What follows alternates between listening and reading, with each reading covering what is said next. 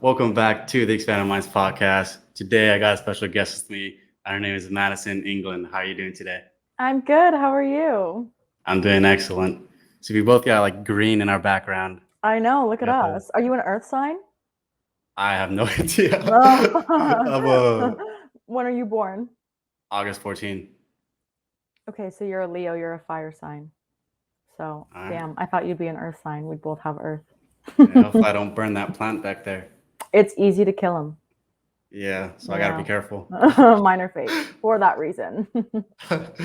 but so do you mind sharing a little bit of your story and introduce yourself to the people who have no idea who you are? Yeah, sure. So my name's Madison, England. My business is called It's Already Yours. Obviously, that's a very common manifestation mindset, and that's why I kind of picked that. I am a Reiki master teacher.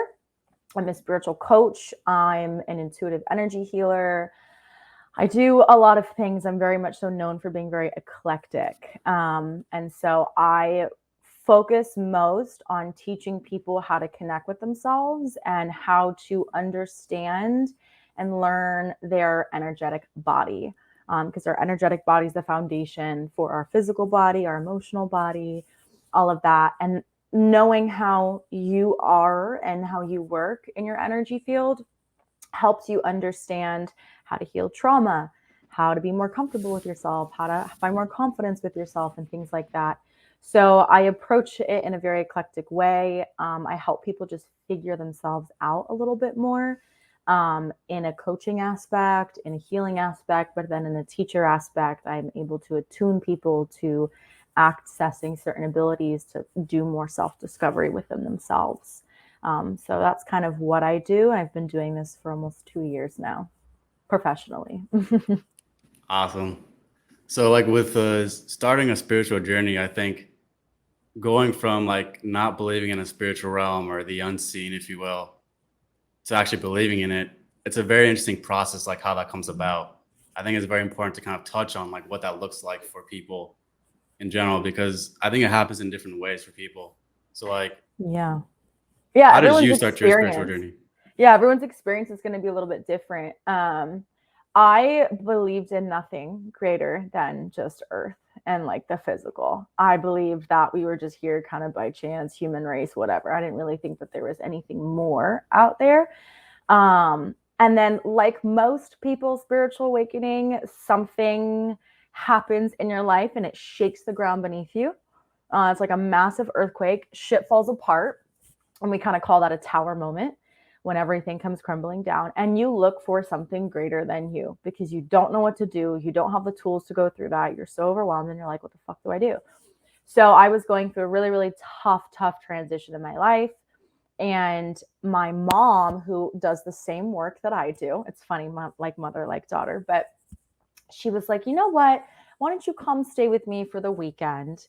And I have this woman who I saw her for some quantum energy healing. I'm like, maybe you just need to see her. She taught me a lot about myself. And so my mom and I started our path at the same time. She had seen this woman a couple weeks before. And so I was like, what the fuck? Like, it can't hurt, right? My mom's paying for it. So it's nothing out of my pocket. So it's fine. So I go to this woman and we sit down, and within minutes, like her eyes, she's reading you, right? And I'm like, oh God, she can really see me. And I didn't like being so seen. And then we sit down, she looks at me, she goes, you're so sensitive. And at that point in my life, my entire identity was like this pillar of strength. Nothing could hurt me. Bad bitch, boss bitch. Like I was like tough, right? And I go, yeah. And I just start crying and everything just kind of falls out because like what I had been fighting internally and I wasn't aware was like my emotions and like actually letting them come out and feeling things. So she did a quantum energy healing and Reiki on me. And my biggest blockage was my solar plexus, which is the mental body. And your solar plexus is all about your identity, who you are, ego, life force energy, and things like that. And I had so much shit in there. She was in that chakra alone for like 30 minutes. And so there were a lot of blockages there about who I am and my identity. And so when she opened that up, I started to be able to look into myself clearer. It was like it cleared the fog and the mist where I could actually see where I was driving.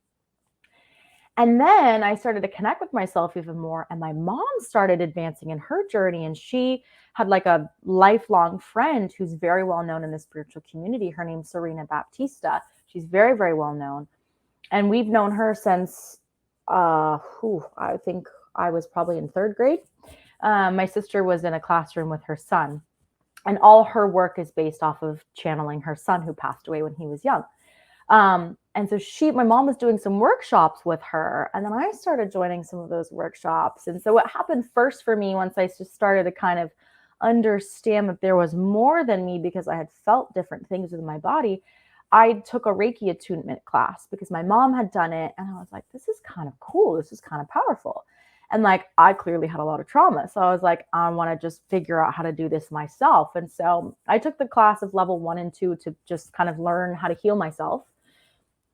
But that opened up my crown in like an astronomical way. And I started receiving messages and downloads, and it was just like a lot at once. But I had the woman from the very beginning who did the quantum energy healing on me as my coach and my guide. And she's still my coach to this day. I have literally her to thank for everything.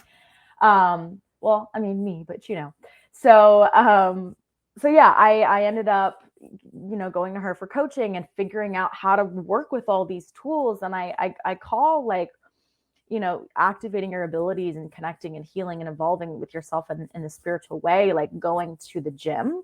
You have to activate and exercise your third eye muscle. Otherwise it's there, but it's not strong. So she taught me how to do that. She taught me how to heal myself in so many ways.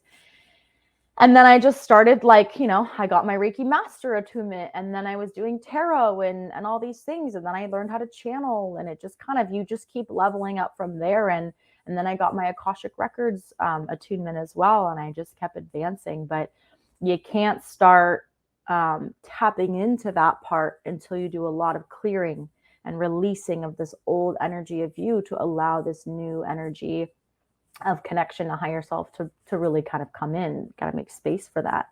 So it was a very chaotic first year, just like it was so much at once. So it was very helpful to have a coach to help me see through all of that clearly. So going back to like when that lady, she went into your solar plexus area. Yeah. Well, how was that like though? Like for it to be blocked and then to open up? Was it like you physically feel a difference? Like I remember walking in, and I always had like I was a dancer for a long time, so like, and ballet especially, so like tight core was always my thing.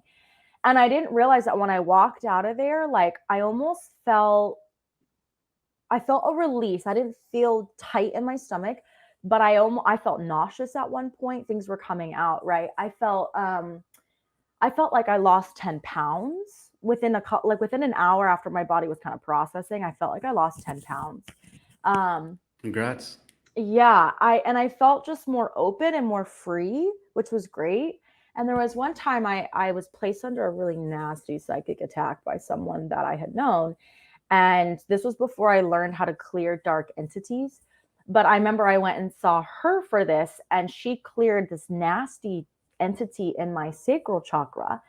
And it felt like something clawing its way out of my fucking uterus. So you really do feel things transform, or like even the slightest thing of saying like, all energy that is not my own must leave my body now. You take a breath and you feel like an openness. You feel like there's space now, like something kind of is not there anymore in like a good way, right? So it felt really good, but I was also crying my eyes out because like, as there's this physical release, there's this the emotional trauma that's bound to the physical tightness is leaving too. So I'm like crying, and sometimes we sneeze or we yawn or things like that, or we laugh, like it's different things, but I'm like crying the whole time. It was very, very powerful. And I didn't know what to make of it. I was very confused by all of it. But when I look back, I go, oh, now I know what I was experiencing, but it was overwhelming. So was it just in there that you felt an opening, or was it like in other areas as well? Oh, everywhere. She went through all of the chakras, each of the 7 main bodies. She went through other chakra points as well. There's the Ultra Major chakra on the back of your neck.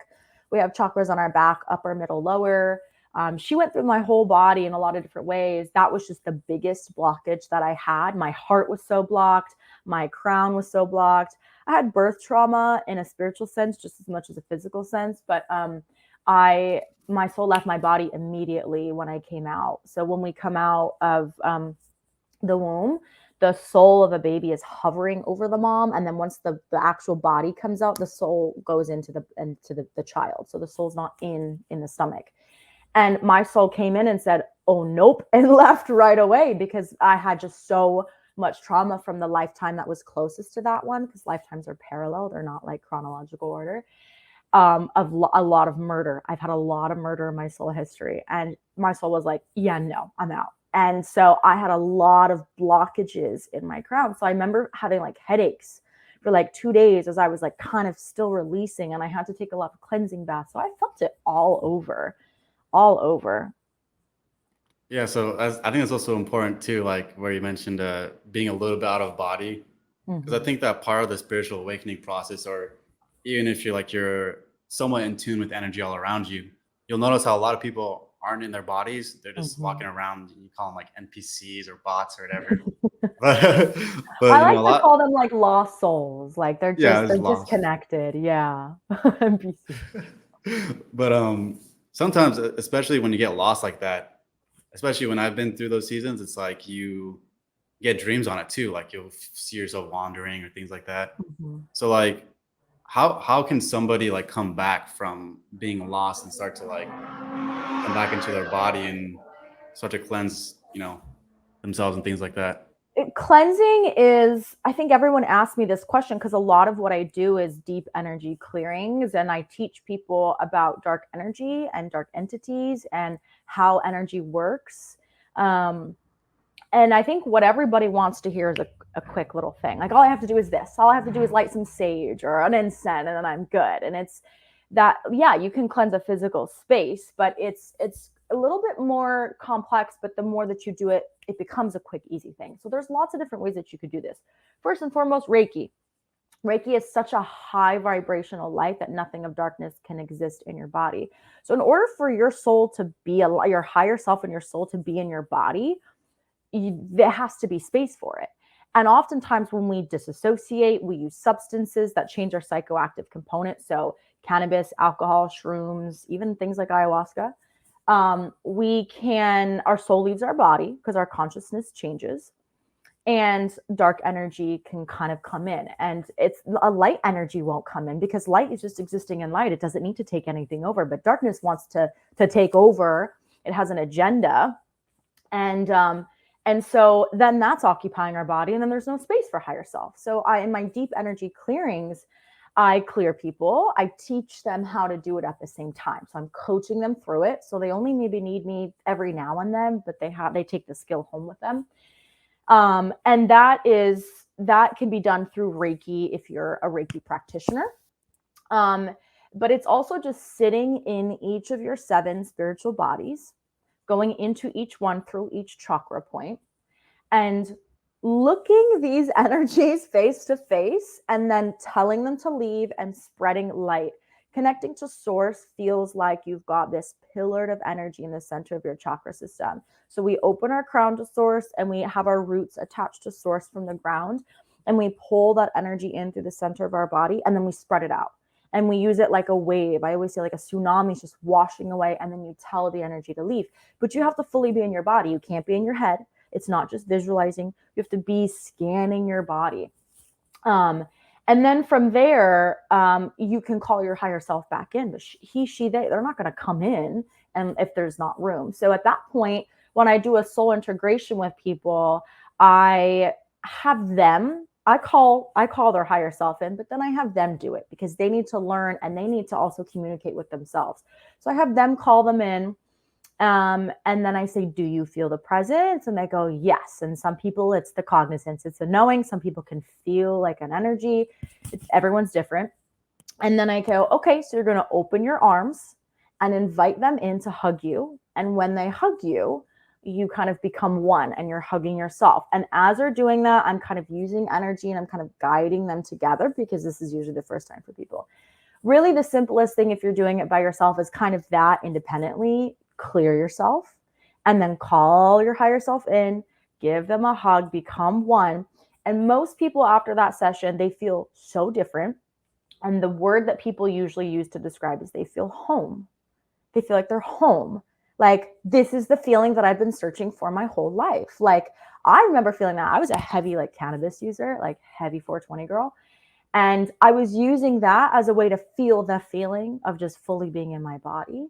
And now I will never go that route. I'll only chase this feeling. And so when people feel that, they go, this is what I'm looking for in other people, in substances, in music, in activities. Like, I've been looking for this feeling of being home.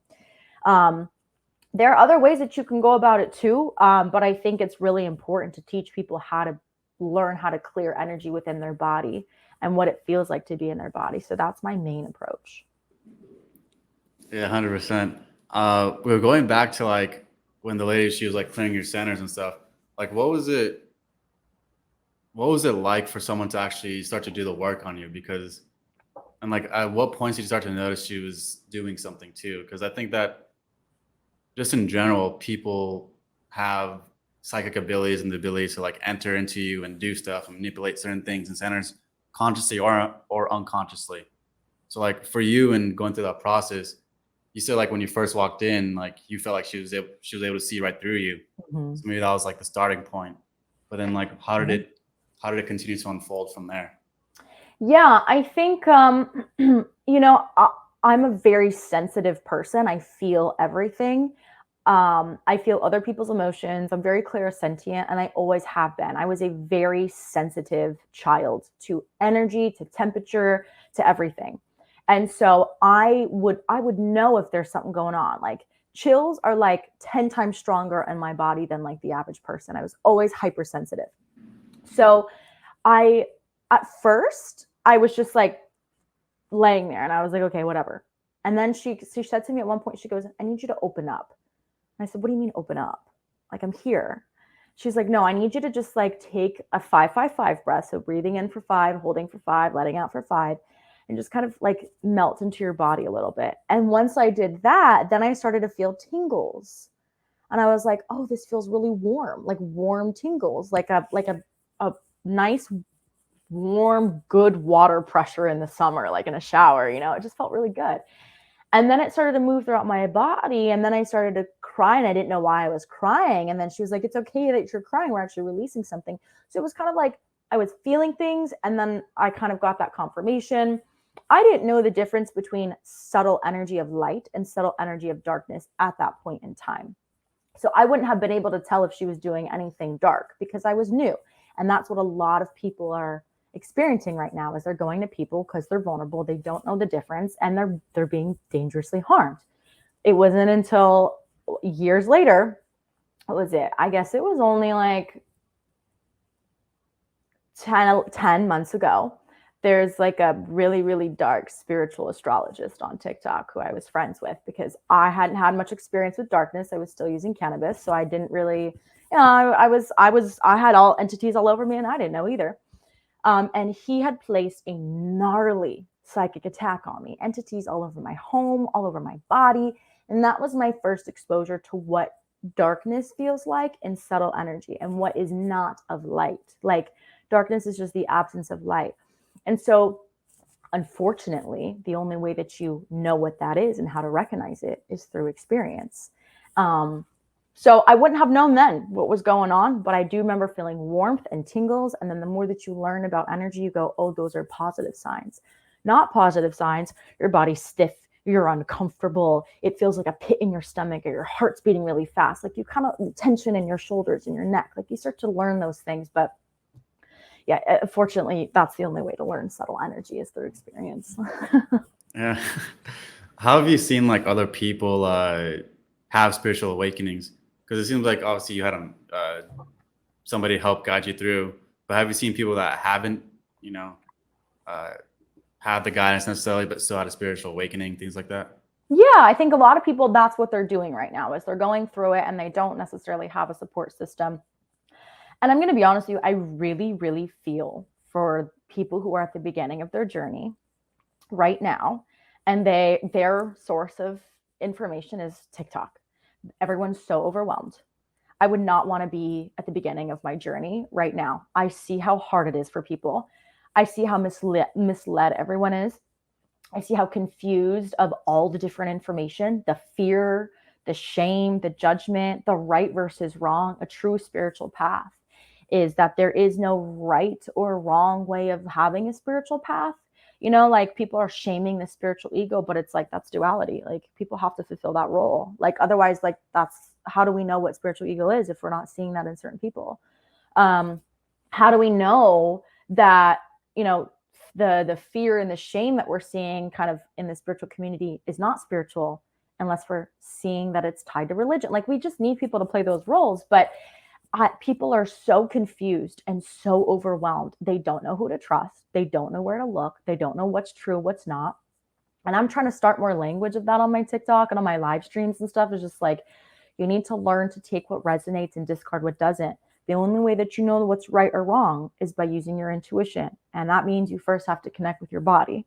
And there's all these steps. So people can absolutely have these awakenings on their own. And I did mine on my own at the beginning until I was like, okay, I need help. But it's not always an accessible option. It can be expensive for certain people, or, you know, it just, you know, people don't even have a gut feeling on who's the right person. I really feel for people at the beginning of their journey right now. It's tough. It's really tough. Yeah, it can be hard to find a master for sure. Like I've gone through my searches on like who to trust, things like that. You know, And I you can think end up the spiritual journey for men is very different for women. And also, finding the, well, like it's an entirely different experience being a masculine presence, right? Like the divine feminine, the divine masculine.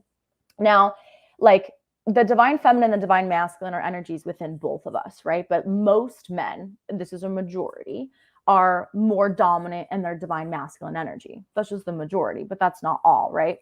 And so when you're using a spiritual path, your connection with your masculinity is very different from a dominant divine feminine's connection with their masculinity. A lot of my spiritual guy friends, they talk about how things are just different. And a lot of the spiritual language on TikTok in particular is very catered towards women, just in general. Every men and women just in general have different experiences on earth in the physical. So you can imagine that energetically, you're also going to have differences. So, you know, a lot of men want to work with a coach that is a man because they also understand the worldly part, the physical. Spiritual journey is not just this 5D, It's the integration of that with the physical, and how your role here on earth is still a role here on earth that you have to play, and vice versa, right?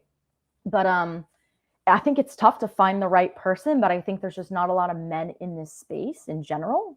So men who are on this journey, they're like, well, who's going to help me? All their only options are women. And I don't think a lot of men maybe feel very comfortable with that because a lot of women might not understand what it's like to be a man. So I think it can just vary. mhm. Like well, kind of. I want to go back to like you were talking about you're having headaches going through like your Mhm. spiritual awakening process, and I could remember clearly like there was a moment I was having an awakening or whatever, and I was like at my school, and I remember just having an intense headache, and I was having like an intense pressure in my forehead right here, Mhm. and I was like, why the hell am I having headaches? I don't know, I didn't eat anything wrong, and I was in like a Christian private school, so Ah, obviously anything with like third eye is like demonic. yeah. So like I was like googling like why do I have headaches, pressure right here. The only thing that came up on Google was third eye stuff. So The it's pineal completely gland, right? The pineal gland is known for being connected to the third eye. So you're like, huh, maybe they're onto something. yeah.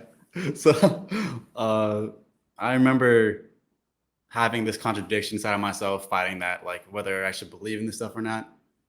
But obviously, like during that period, I was having a lot of stuff happen, like mystically, a lot of mystical Mhm. experiences.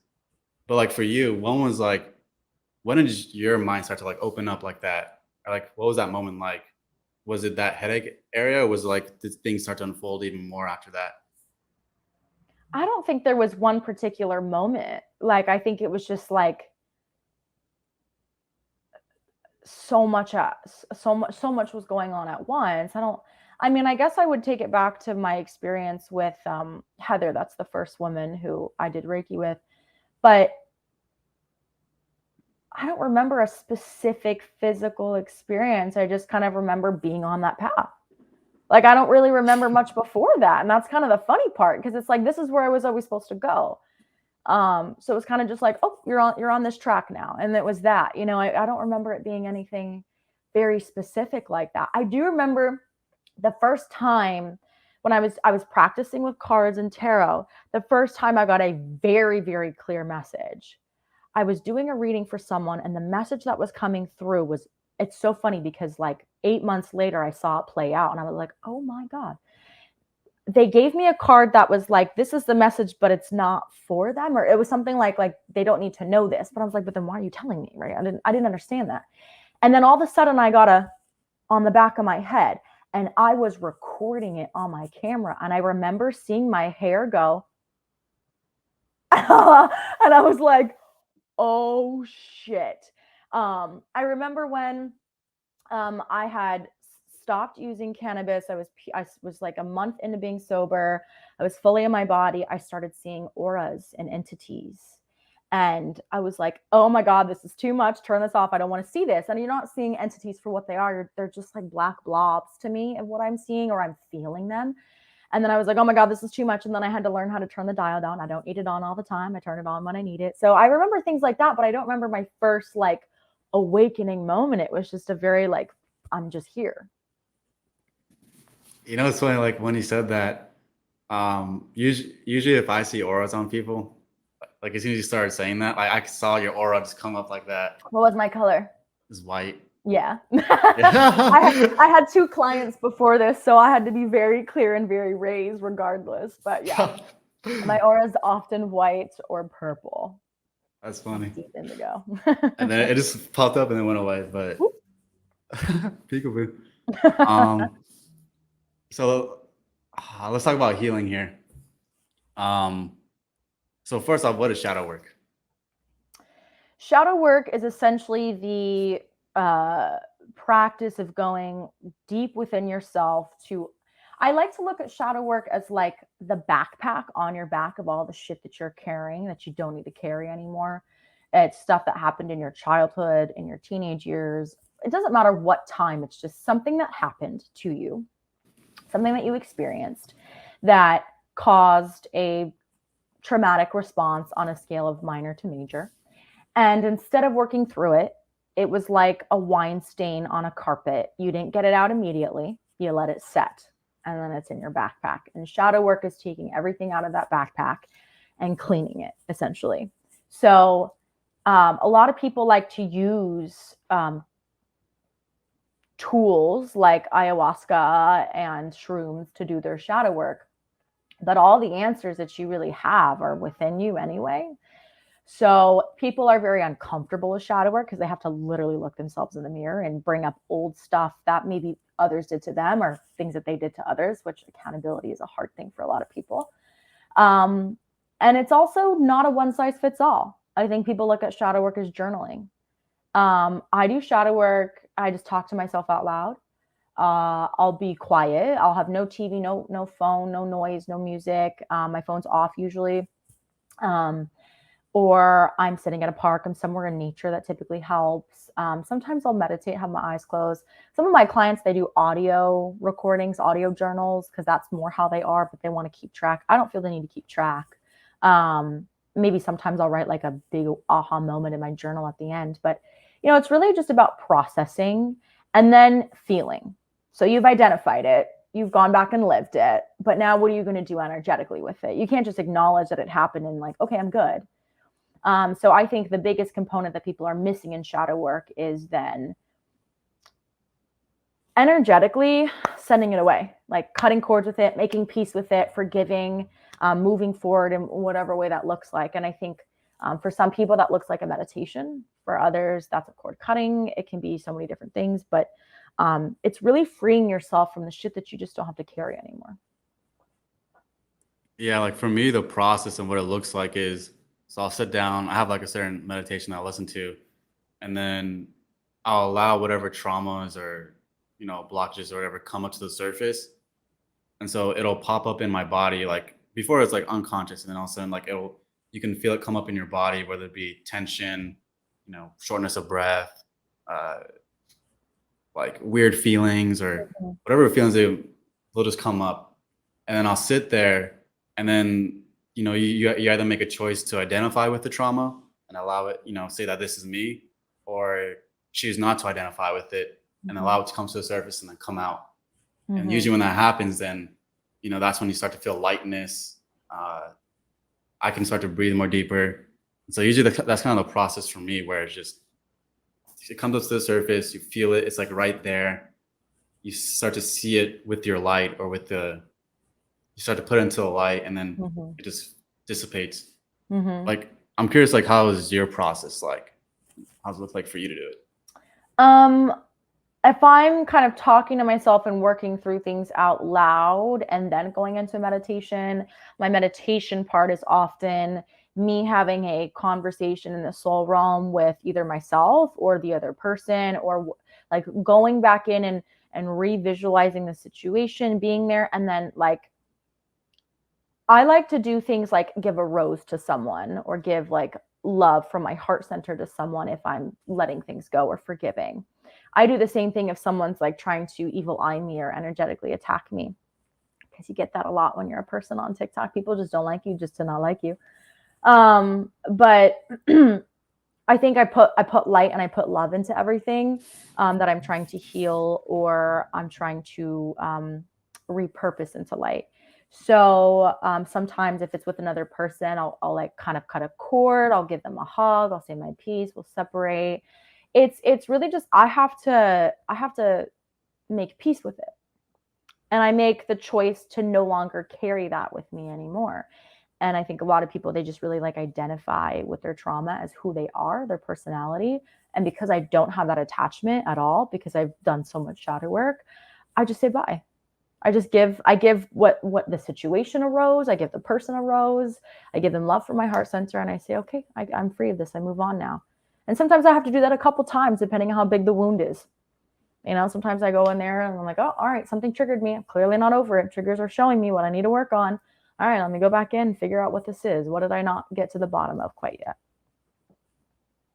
And can you tell me about like the ways that people gaslight themselves or self-gaslight themselves? I'm like, what is that? So self-gaslighting depends on how you look at it. But a lot of people will kind of try to convince themselves that they should be further off in their healing journey, or they should be doing more, or they shouldn't feel this way, invalidating their actual feelings, because I feel like people often compare themselves to where other people are at, or someone told them that they need to get over it quicker, or something like that. I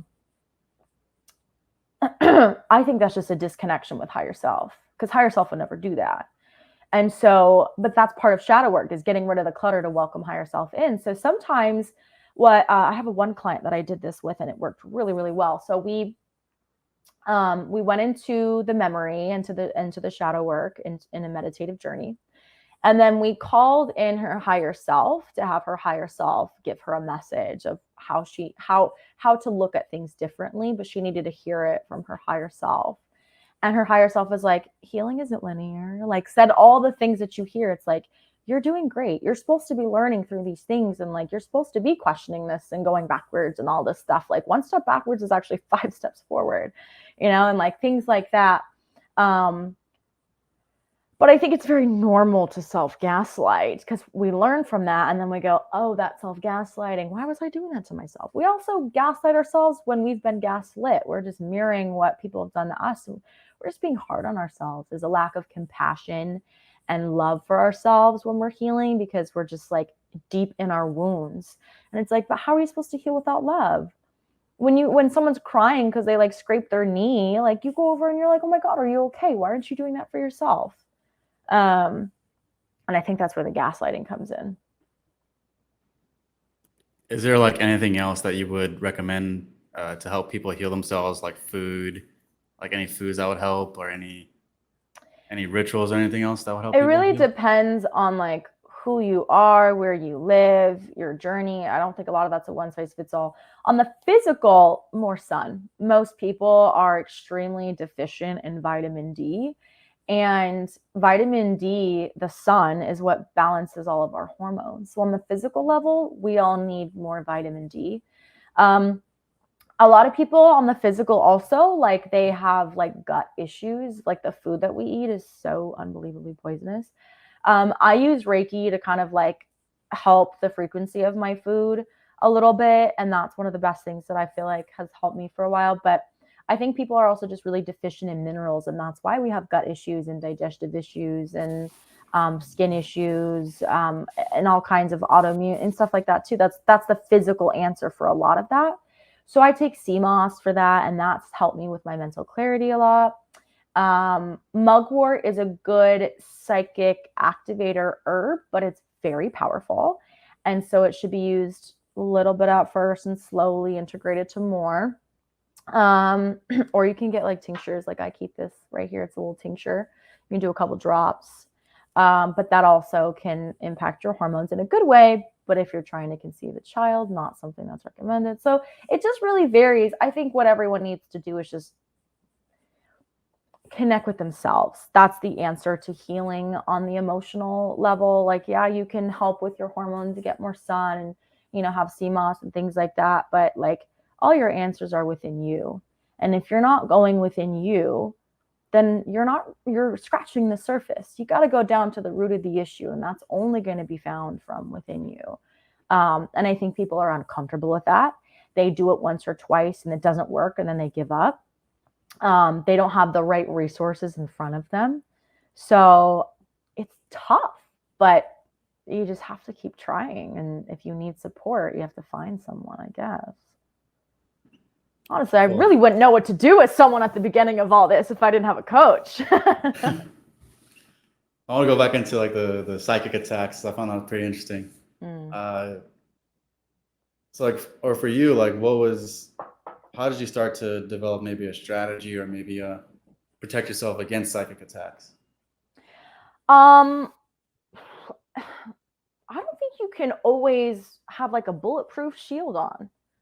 I think we learn a lot through different levels of psychic attacks and energy attacks. Like my first one was such a big one and I learned a lot. I learned about being a clear channel and the importance of like, you know, sobriety.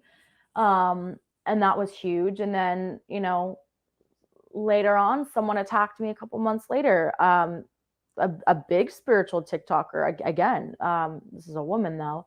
She didn't like something that I posted and she followed me to kind of like lurk on me and she started kind of attacking me. And I was like, weird. So, and I do my rituals. Like that was months later and I do all my rituals. I think the best way to do things is to cleanse at night, like cleanse everything from the day, every night in a meditation. But like, how do we know like what duality is? How do we know what dark energy is if we don't experience it?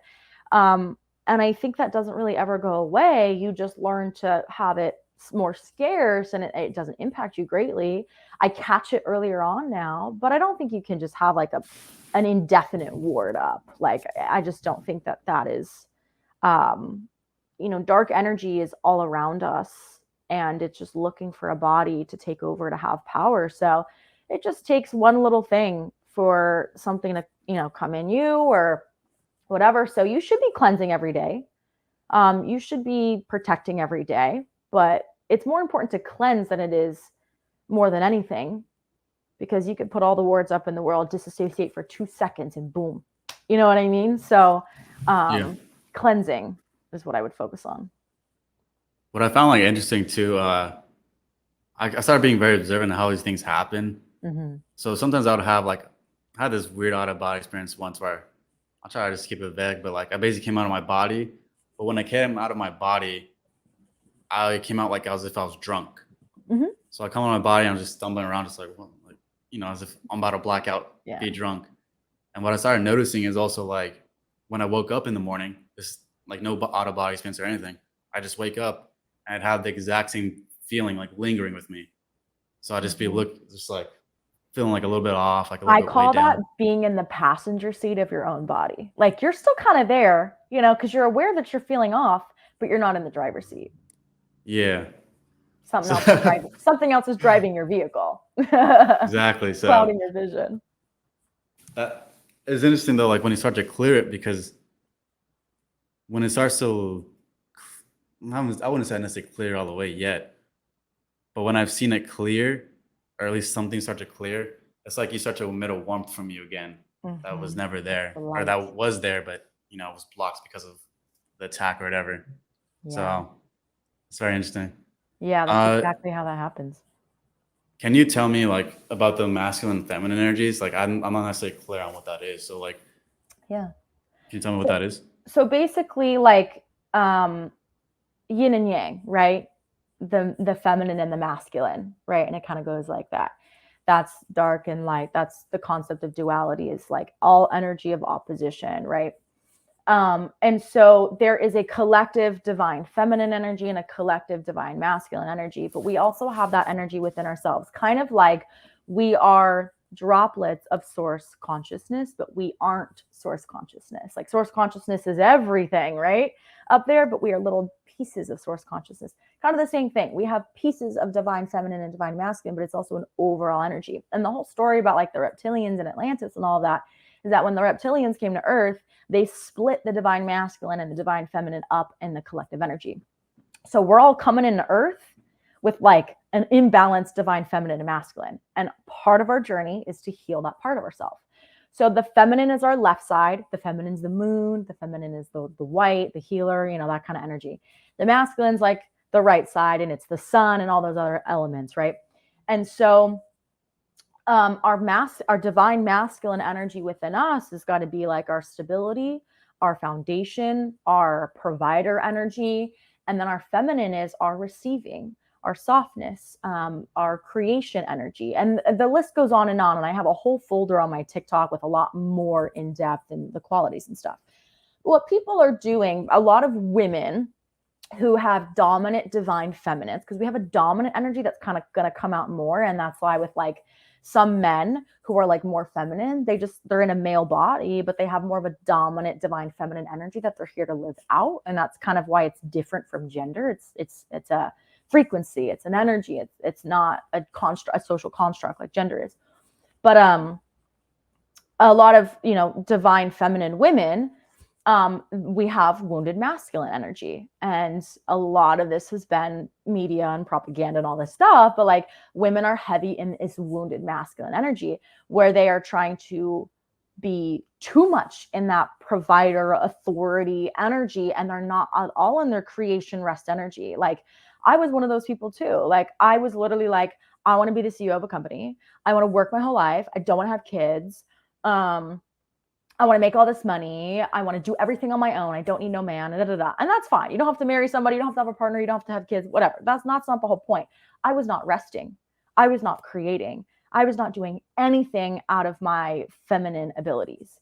I was all in my masculine, and it was on overdrive, right? And that was just like trying to be my own provider for everything. Now, a balance of that would look like I'm providing for myself in the ways that I need to, but I'm resting. And I value partnership because that's what one of the things is for me. That's not going to be the same for everyone. I value partnership.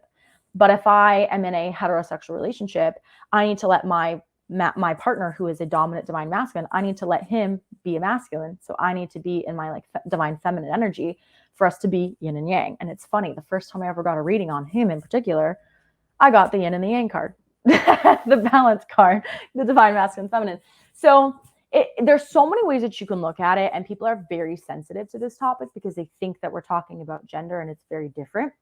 There are a lot of overlaps to it, I guess, but it's about balancing them within yourself. Like a wounded feminine is like you're just maybe too into, like you're not doing anything to provide for yourself. You're not doing anything to take care of yourself. Complete neglect of self, right? Because you're so focused on someone else doing it for you. It depends on how you look at it.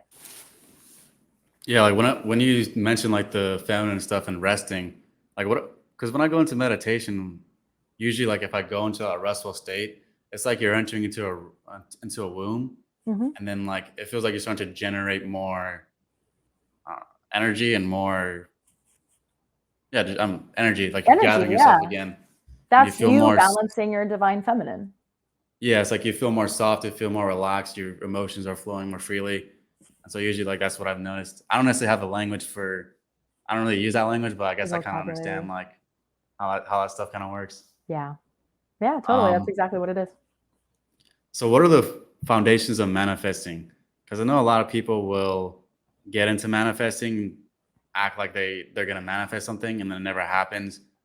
And so like what are some key things that you need to know in order to manifest things? I think people don't really understand what manifestation is. And I think that's kind of the hard part. Manifestation is literally the act of setting an intention, a goal, and then bringing in all the skills that you need to get to that goal. People think that manifestation is just this kind of delusional concept that like I can just say that I'm so lucky and then everything's going to come to me. And I don't necessarily believe that. Remember, these are my spiritual truths. This is the way that I look at spirituality.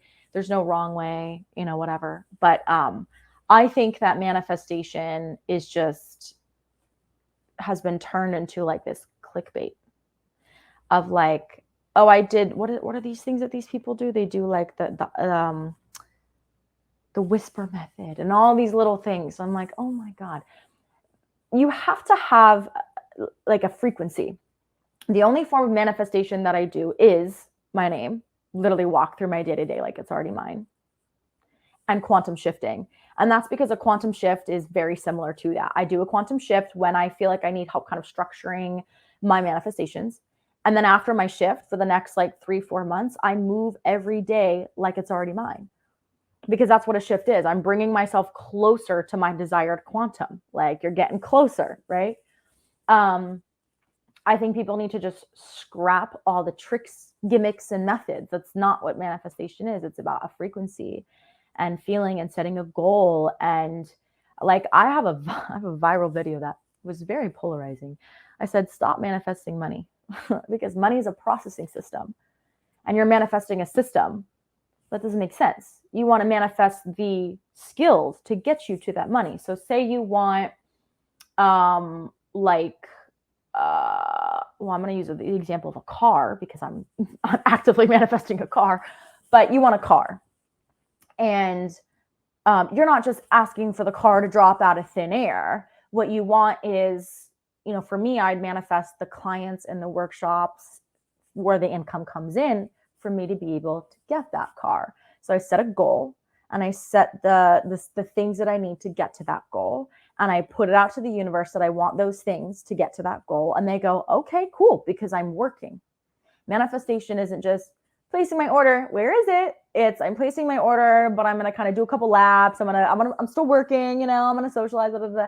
And then, I am receiving, my reward of my work. And then you rest. So you work and then you rest to receive. You do both, right? But people are like, I'm just going to rest or I'm going to like slave myself over this. And it's a balancing of the both. That's the masculine outward energy. And that's the feminine resting to receive. So I think I think it's just, there's so much noise on it. And I think people just need to understand you manifest the skills to get you to that car, but then you're also going to need a consistent stream of income to pay for the car, right? There's going to be gas. There's going to be repairs. And let's say it's a luxury car, so it's kind of expensive. Like opportunities to come in that are ongoing so that I have a constant stream of income to pay for those things and be okay. Like that's how I use manifestation.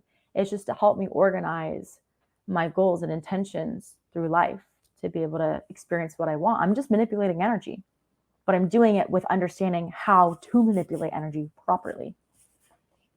So then how do you you could say merge 5D consciousness to 3D consciousness? What do you mean by that? Like you're in your higher self, you're in a very still state. You can feel intense energy, like higher vibrations. That is different than being in touch with the physical in a sense, because yes, in order to operate the physical, there's some kind of use of logic and reasoning. Whereas like when you're up here, you're more feeling and like up in an expanded state, you know, not necessarily almost like one with everything. So like, how do you start to merge down into, you know, three-dimensional and start to move things the way that From meditation? just, I mean, yeah, from Just in meditation. general? Yeah. So, well, we kind of live, I think we're kind of more in the 4D, like, and maybe not the 4D, might not be the best use of terms, but the way that I look about it is the planes, right? So we're in the material plane. That's where we are in the physical and the metaphysical. It's kind of in the middle. The inner planes is the elements. That's what shamans do. Shamans work with the elements. So they mainly work with the inner plane. And then the outer plane is that higher level of consciousness, our higher self, our spirit guides, Akashic records, all that. So because we're already actually in the middle, like where we physically reside, I don't find it to be that hard. But that's because I've got practice. And so one of the things that I have done is when I go into meditation, I always go to the crystalline grid, which is the etheric etheric, is it ultramagnetic, magnetic, etheric? I guess it's just like an etheric network, and it basically covers the Earth's energetic field, basically.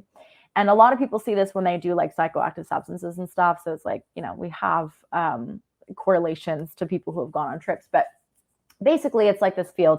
And you go into an octahedron, which is a sacred vehicle that you create, and a travel guide takes you to the octahedron or to the crystalline grid. It's the 5D. And so when I'm there and I'm doing work in the crystalline grid and I'm shifting or I'm feeling that oneness, I bring that with me as I bring it into my octahedron, and then I take it down with me. And then I move through the rest of my day, always in the back of my head, consciously, mindfully thinking of higher self and thinking of physical ego. There are some times where we have to move through our day-to-day or through a situation very worldly, like our 5D awareness doesn't apply here. And there are some times where our worldly shit doesn't apply here. I just think it's about an overall like kind of connection with yourself and checking in with yourself to kind of be like, am I operating out of higher self right now? Is this what and operating out of the 3D, your physical self is also like ego, right? And we can't exist without our ego. So sometimes we do have to experience that. But I take it with me in my octahedron and I meditate a lot. And so I'm always very connected to it. When it comes to manifesting and like quantum shifting, when you step into that desired reality up there, that you don't come back who you were at the beginning. You come back down as that desired reality that you shifted into. That's just what a quantum shift is. I hope that answered that. I don't know if I was fully understanding it. Yeah, that made sense. And it kind of sounded like you're talking about channeling in a sense. Kind of, yeah. Is that what that is? Channeling is basically allowing source consciousness or higher self, or sometimes people use spirit guides to speak through you. So a lot of times when people channel, it's not them thinking of the words, it's just being kind of planted through your crown. A lot of people, their voice changes when they channel too. Not everyone, but some people. How does your voice sound? When I'm in the Akashic records and I'm channeling, it's a little different than if I'm channeling normal. I'm fluid. When I'm downloading, I speak kind of broken because they're giving me so many different types. They're like showing me things and then they're making me feel things and they're telling me things. And it's just, so I talk a little bit more broken. But for me, when I'm in the Akashic records, I'm like, so this is what you are supposed to do. It's like a little bit more robotic and slow and angelic. And then my friend Patricia, she sounds very, she's like, hello, like very robotic. And then my mom, she talks very similar to me, but she's like, hi, what are we doing today? Like her voice just kind of changes. And I think it's just because you're feeling this energy and it's not who you are. So I think your voice probably just kind of changes just physically, but I don't know. It's kind of interesting. It's just basically speaking the word of God is essentially, it's just not your words originating. Like what? So when do you use it? Like how often do you do it?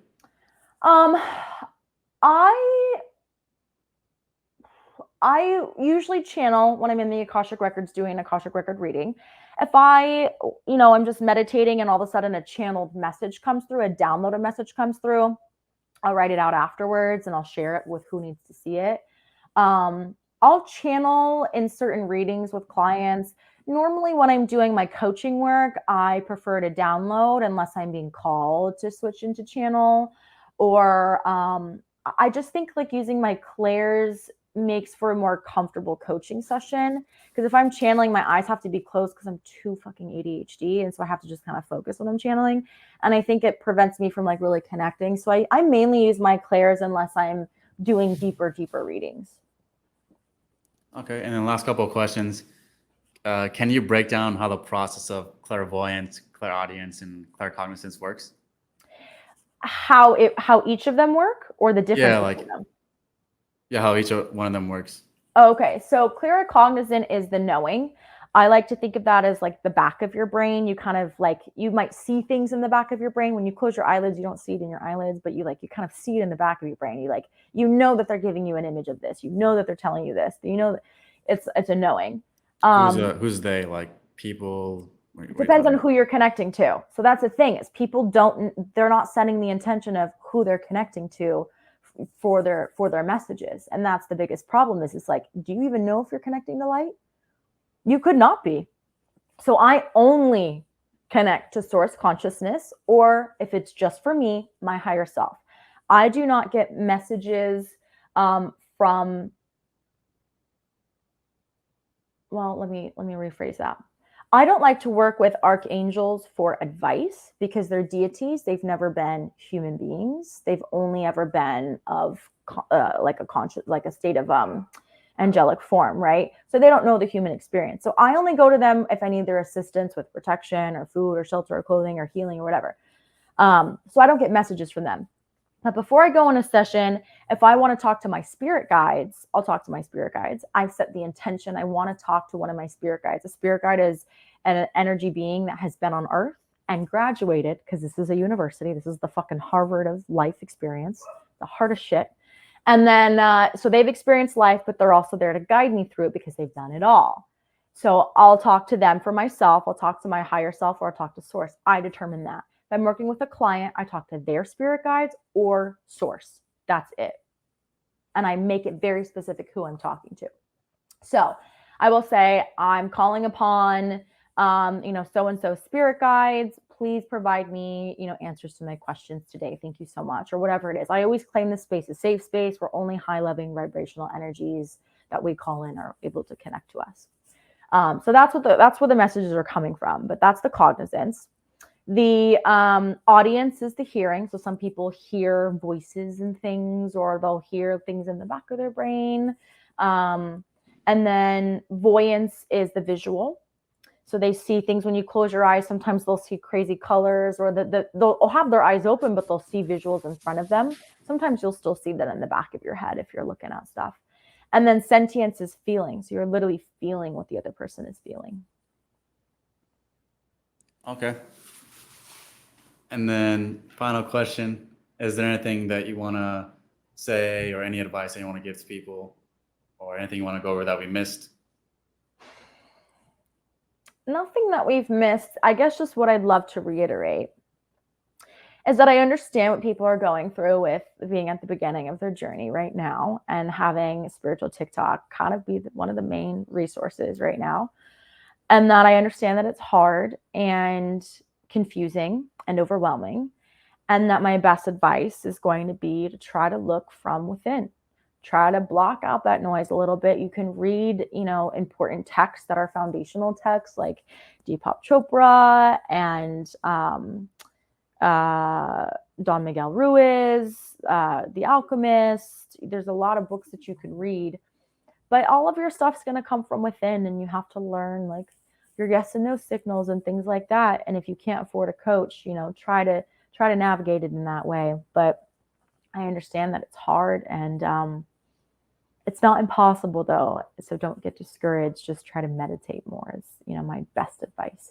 I do also host workshops on this. If people can't afford coaching, I do an activating. So where can people find you? Yeah. So I have, my website is it's already yours with 1s.co. And all my social handles are it's already yours with 2 S's. That's my only account. I only have that account, and I do not message people for readings. And I host a lot of workshops. I have a activating your psychic abilities workshop that I do usually every other month. And then I have a energy protection and clearing masterclass that I do every other month as well. I attune people to Reiki. So if you want to become a Reiki practitioner, I offer that as well. I have deep energy clearings, teaching you how to be in your body, meditation coaching. I've got shadow work coaching. I've got spiritual coaching overall. I do everything. But the workshops can help people if you're trying to figure out what the fuck to do.